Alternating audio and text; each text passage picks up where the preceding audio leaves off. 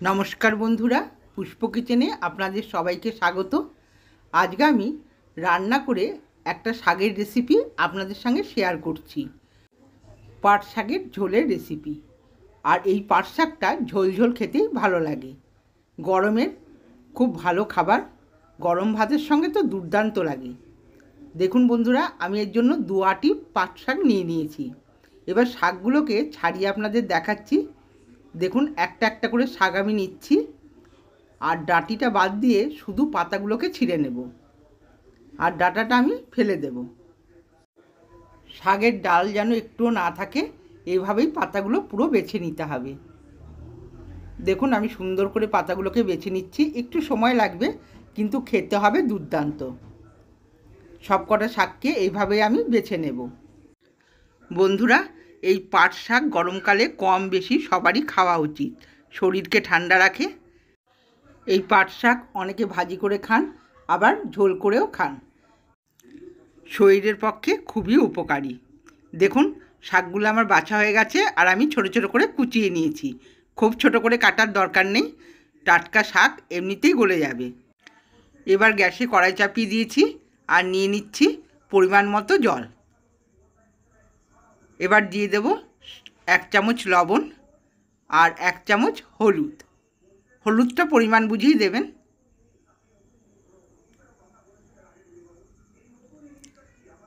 এবার শাকগুলোকে দিয়ে দেব। সুন্দর করে শাকগুলোকে আমি সেদ্ধ করে নেব। ভালো করে নেড়ে চেড়ে দিচ্ছি।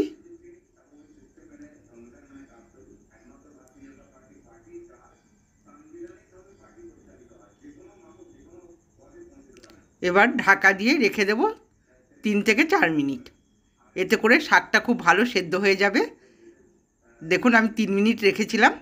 3 মিনিট পর আমি ঢাকাটা খুলে শাকটা পুরোটাই সেদ্ধ হয়ে গেছে।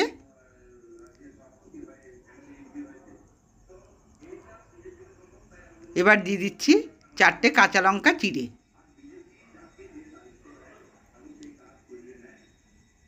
হাফ চামচ চিনি দিয়ে দিলাম। যেহেতু ঝোল পাট শাক, একটু মিষ্টি দিলে খেতে ভালো লাগবে। এবার দিয়ে দিচ্ছি হাফ চামচ স্কেচারে কোচানো আদা। কাঁচা আদা পাট শাকে দিলে গন্ধটা খেতে দারুণ লাগে। আপনারা একটু ভেজেও দিতে পারেন, তবে কাঁচা আদাটায় গন্ধটা খুব সুন্দর লাগে। এবার ভালো করে নেড়ে চেড়ে দিলাম। দেখুন, পাট শাকটা সেদ্ধ হয়ে গেছে। এবার আমি নামিয়ে নেব। এবার খালি কড়াই করে আমি দিয়ে দিলাম সামান্য পরিমাণে সর্ষের তেল। তেলটা ভালো করে গরম করে দিয়ে দেব কালো জিরে আর 2টো শুকনো লঙ্কা। হাফ চামচ পরিমাণ কালো জিরে দিয়েছি, আর শুকনো লঙ্কা 2টো। ফোড়নটা একটু ভালো করে নেড়েচেড়ে ভেজে নিতে হবে। সুন্দর একটা ফোড়ন দিয়ে সেন্ট বেরোবে। এবার দিয়ে দিচ্ছি কোচানো রসুন। পাট শাকে রসুন দিলে বন্ধুরা খেতে দুর্দান্ত হয়। আমি কুচিয়ে রেখেছিলাম রসুনগুলো, রসুনটা দিয়ে দিলাম। দিয়ে এবার নেড়ে চেড়ে এই রসুনটাকে লাল করে ভেজে নিতে হবে। দেখুন, ফোড়নটার সাথে একসাথে আমি ভেজে নিচ্ছি। রসুন ভাজাটা হয়ে গেছে, একটু লালচে হয়ে গেছে দেখুন। এবার আমি দিয়ে দিচ্ছি সেদ্ধ করা শাকটা। শাকটা দিয়ে এবার আমি ফোড়নটার সাথে সুন্দর করে নেড়ে চেড়ে দেব। ভালো করে একটু নেড়ে দিচ্ছি। 2 মিনিট ভালো করে ফুটিয়ে নেব।